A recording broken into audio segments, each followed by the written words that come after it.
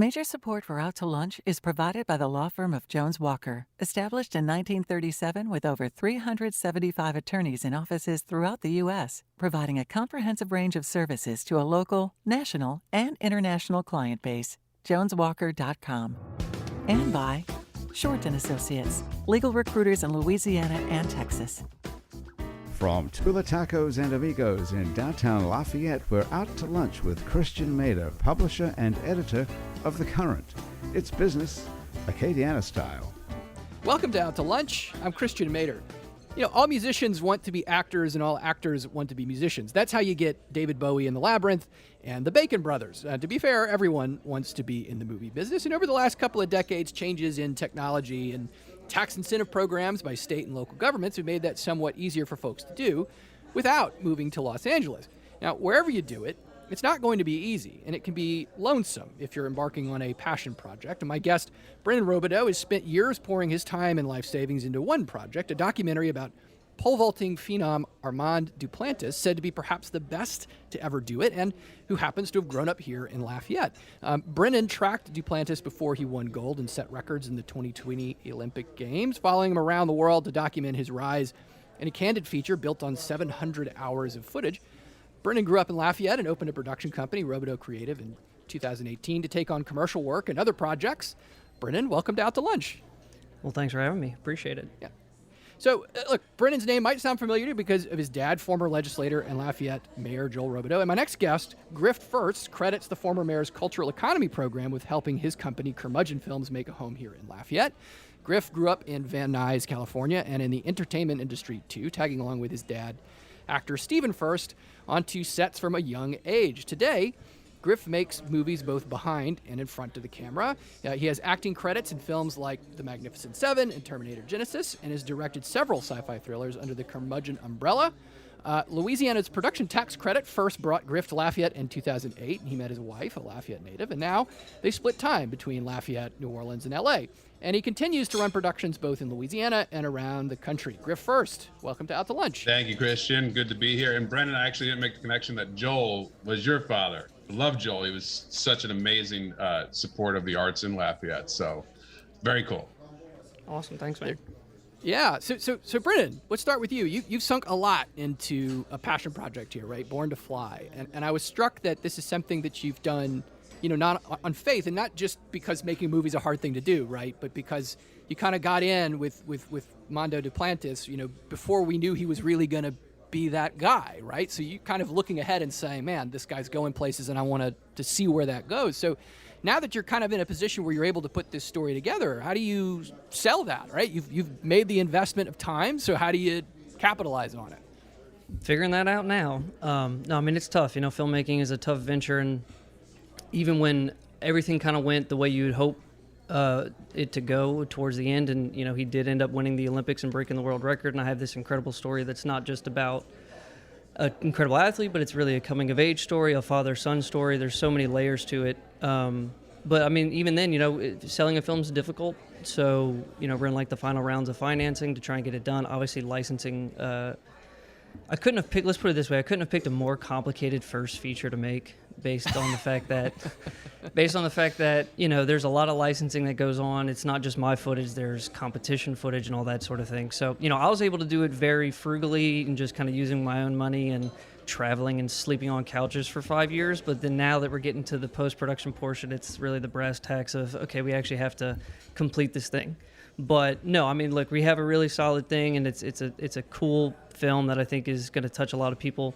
So yeah, we're in like the final stages of that. We're finishing up post-production, and then we'll go into the festival circuit and see what we can do there.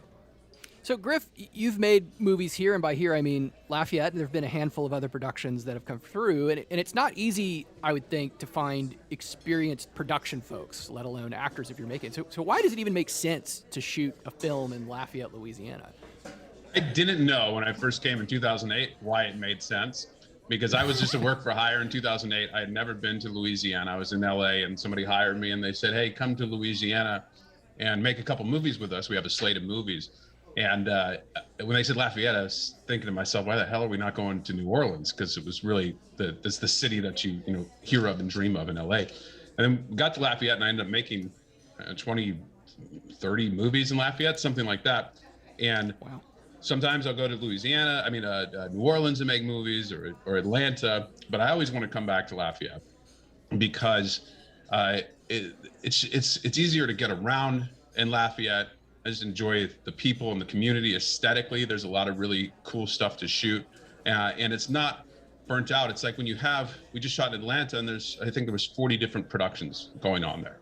And so when you have that level of production, the people there kind of get sick of their streets being blocked off, or film crews in their neighborhood and stuff like that. And because Lafayette hasn't had the exposure that some of the other bigger cities have, it just becomes easier. So like in our next movie that we're shooting there in April, we need a lot of very large houses, which we know Lafayette has a lot of very large houses. Now we've shot those large houses in New Orleans as well, but the problem is that HBO and Netflix also shoots those large houses. So they say, we want $10,000 a day to shoot in our nice house. Whereas in Lafayette, people are still more supportive of the community. It's not all about money, and it's kind of fun to have marquee talent and things like that working in the house. And it's brief, it's a limited opportunity. Whereas in bigger cities, Atlanta, New Orleans, the same houses are getting the door knocked on every week, right?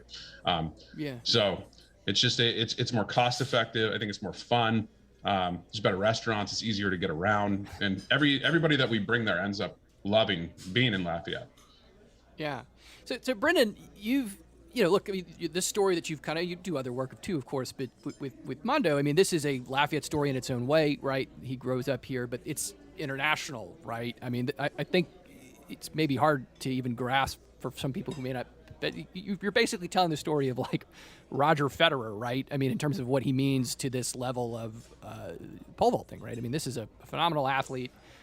I gotta wonder though, I mean, does that come with some level of pressure, right? I mean, that you're going to be the guy that kind of introduces this deeper story about this person to the world, right? A figure that is internationally known. It's no longer just a story about a kid that went to Lafayette High School, right? Yeah, I mean, well, honestly, though, that's kind of every documentary director's dream, right? Is to be able to take something that is perhaps thought of as niche and then expand it to the broader audience. And, the thing with Mondo that I always kind of latched onto was obviously this. I recognized that he had this talent and that perhaps it wasn't yet recognized in the mainstream, but that this really this tight community of pole vaulters, I mean, since he was a 5-year-old kid, were just absolutely obsessed with him, And then when you start to learn about pole vault and you learn about track and field, and then maybe track and field hasn't gotten the kind of recognition that it deserved in America, but then overseas it's like, the top 3 sports that they have. We've got the football, the baseball, the basketball. They've got soccer and track and field and maybe hockey too, but those are their big sports. And so if you're a track and field athlete, you're maybe not as appreciated back home, and then you go overseas and you're this big superstar. And in Mondo's case, it was like that times 10 because he was actually the best, not just a really good athlete. He was actually becoming the best in a particular sport. But from my perspective, what's really cool is just being able to now take this story and make it accessible to the broad audience. Not everyone's a track and field fan, not everyone's a sports fan, and so this film really isn't a pole vault documentary. I like to think of it as a coming of age story. It just happens to be about the best pole vaulter in the world, and so yeah, I mean that's the challenge. That's what we're working on the edit right now, as to how to make it a universal story and not just a sports story, with also preserving the core drama and nature of sport, which is really incredible in this. Yeah, it's kind of interesting. I mean, Griff, there's an idea in my head right now that maybe pole vaulting is not something people associate with Lafayette, Louisiana, but you're going to associate it with this person, right? But it kind of raises, is there a specific type of film that works in Lafayette, in terms of a production where you're saying sounds like you do a good bit of different types of films, and you're saying to yourself, maybe Ghost Shark might work in Lafayette, but this kind of film, we ought to do that one in New Orleans or Atlanta, yada, yada, yada. I mean, is that even calculated in choosing a location for production? For sure.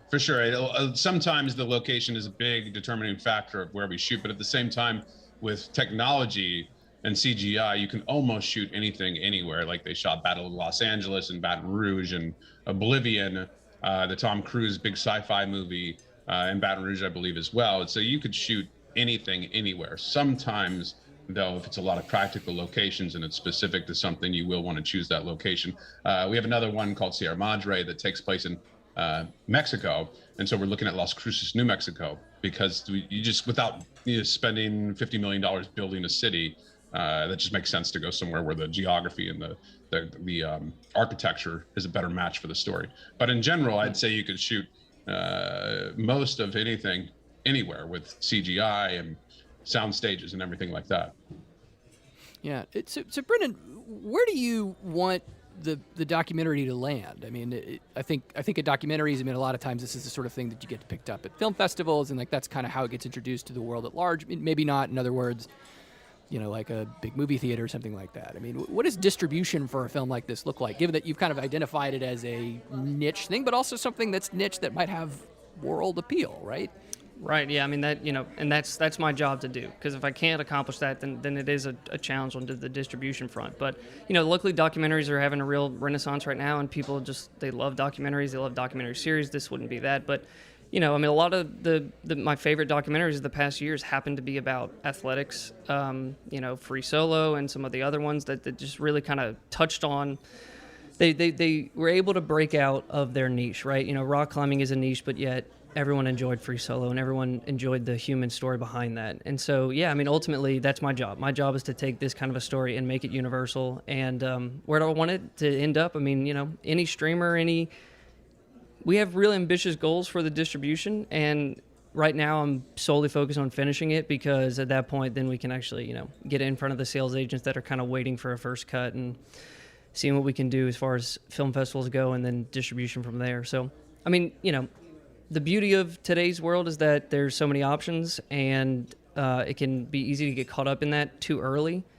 And so I got to finish it, and all the while we're planting the seeds in certain distributors and certain sales agents and all that sort of thing to kind of let them know what's coming. But they've got to see something really solid to even want to latch onto it, especially because there is that hurdle of the fact that they hear pole vault and they go, who wants to? And I'm like, no, trust me. Like, there's a lot to this story. It's not just a pole vault documentary, Hey, so how is all this? And I kind of want to put this question to both of you, and I imagine the answer is somewhat different for both styles of filmmaking. But how does this stuff actually get financed, right? I mean, it seems to me like I remember, and please correct me if I'm wrong, that movies are not unlike restaurants, right? People can make a movie, but it's actually hard to make money doing it, right? I mean, it's like I used to write about food a good bit, and like that was something that always struck me. Everybody would be like, well, I can cook at home, I can open a restaurant, and then they figure out the business side of it's actually really hard. So Griff, starting with you, I mean, who finances the kinds of movies that you make? I mean, you guys make a lot of them, and I mean, I'm always struck by the volume of this, right? And so it makes me wonder, how is this actually churning a profit for people? Well, a lot of narrative movies do get made a bit on a wing and a prayer, especially for early filmmakers, where you have a really solid idea and you find investors and you make that movie and you hope that it catches lightning in a bottle. And that's really tough to do, because if you look at it statistically, the chances of you even making your money back, let alone it being a wild success, are very slim. Now, that's different for documentaries. I love documentaries. Probably 30% of the content that I consume is documentaries. And I agree that it's a great time to be making documentaries, because they're everywhere and the streamers are buying them up. And regardless of the subject, if there is a nice human story there, I think the audience has spoken and proven that they're in. With things like Free Solo or even Tiger King, it's like, who would imagine they'd be watching a doc about that? But it's well done and it's intriguing. And so, or Lady and the Dane was on HBO, another phenomenal documentary. Then there's things like Fantastic Fungi, which is it doesn't have any of those things the other documentaries have, but it was also a wild success, and everybody's seen that documentary. But in terms of the narrative stuff, what we do now is we spend modest development money on ideas that we like, or source material we like, whether it's a comic book or a novel or a short story.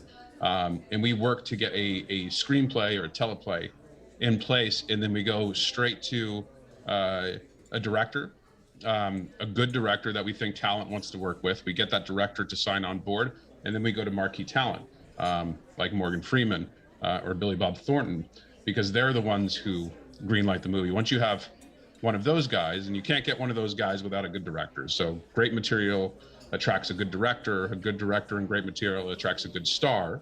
And then once you have that marquee talent, you can go to any of the outlets, whether it's Netflix or a studio or an international sales agent, and they'll all give you the financing.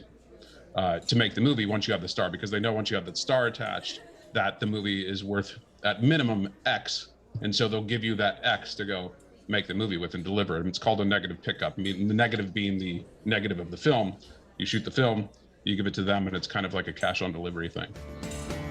You're listening to Out to Lunch. I'm Christian Mader. I'm talking with filmmakers Griff First and Brennan Robideau. Brennan, I mean, it sounds like, you know, a good space for your film, right, would be Netflix or some streaming service. A lot of these things are not ad supported. I mean, people aren't necessarily going and buying tickets. So what is the payout structure look like for a film like yours? I mean, is it that they're going to license it? Is that the idea, that they come in and say, like, here's a package deal, we'll get to license and have exclusive streaming rights to your film for X number of years? Or is it more like a royalty thing where you get, you know, tiny fractions of a cent in terms of like the number of plays, and they add up over time, and that ends up being how you make money off of it? I mean, I think for documentaries, I mean, Griff honestly is much more, better to ask, just because he's actually financed successfully and sold many projects. You know, Sure. This being my first, it's a learning experience kind of the entire time. But, you know, for me, from the get-go, it was self-financed for like 5 years. And then with him accomplishing what he was able to accomplish, there was some development money that came in. Obviously, he's half Swedish, so there was some interest from that realm. Perhaps some pre-sales that are in those territories. So, I mean, for a documentary, you have so many options, and, you know, you can go territory by territory. You can sell to certain countries if they're interested, especially with like track and field.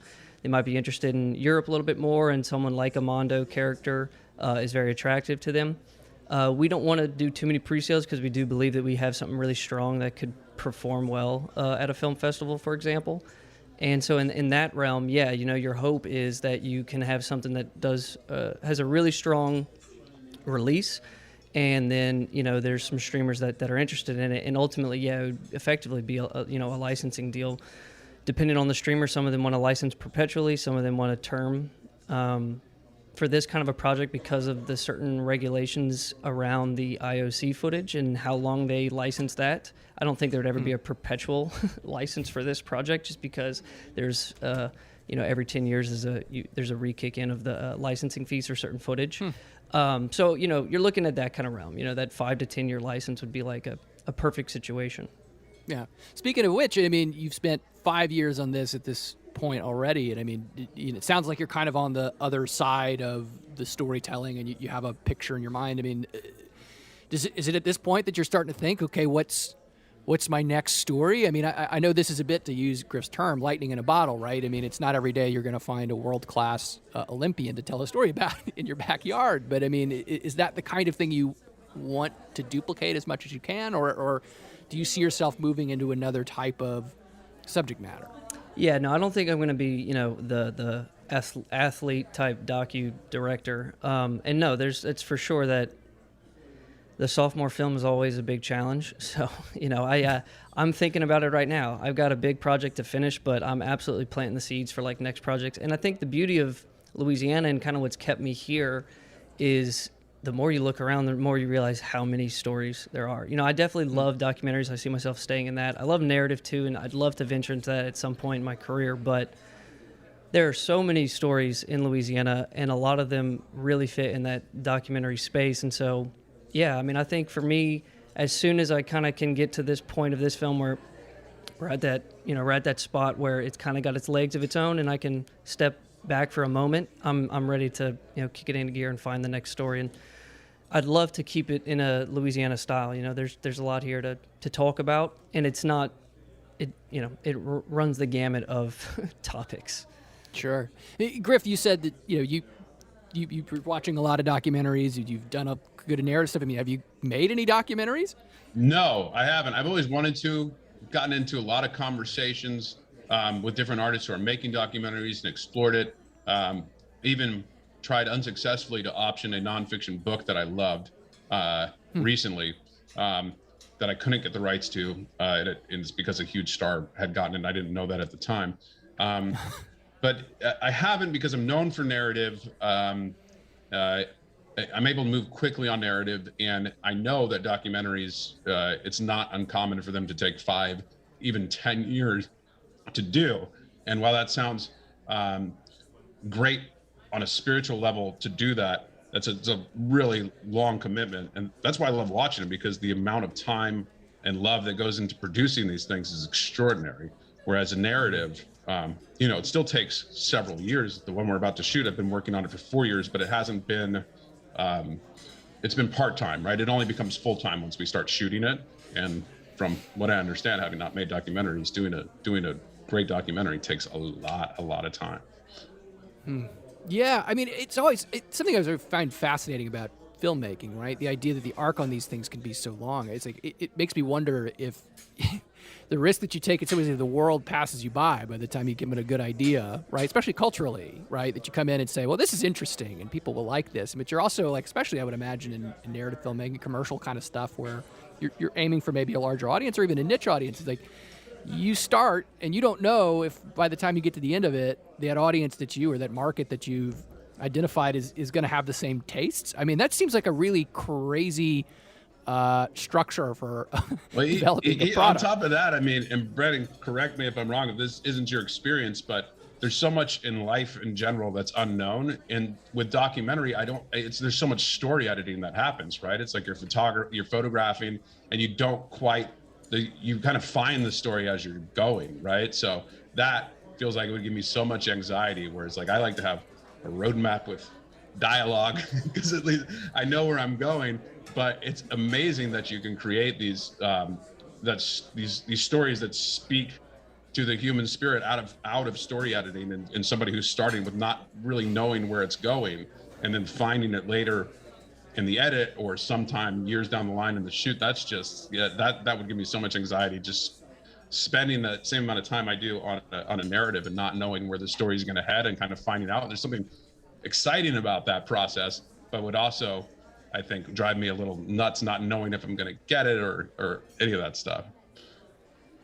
Yeah, it caused a lot of sleepless nights for sure. I mean, I think because rarely with a documentary are you documenting something, I should say, in retrospect, right? I mean, there's definitely those, not reenactment, but there's those kind of pieces that you're talking about something that's already happened. But a lot of my favorite documentaries are the ones that are actually capturing verite. It's happening in the moment, and you don't know what the ultimate story will be. You're hoping maybe for a certain thing to happen. In this one, at least there was like a North Star where I was like, okay, if he does this, at least I have like a true, point A to point B type thing, and then everything in between.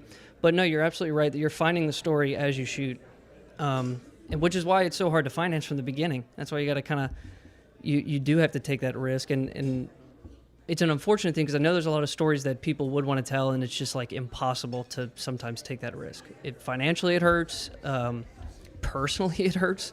I mean, it's a lot of sacrifices, and so when you can't tell someone what the end result is, then you kind of just have to go about it. So it's but especially with documentary filmmaking, we're in it because we love filmmaking ultimately, and that's why we're doing it. And if we can turn it into a successful project that actually is financially a smart move, then that's awesome. But ultimately, I think everyone knows going into a documentary, especially in the early days, that you're doing it because you're really passionate about a story, and what will be will be.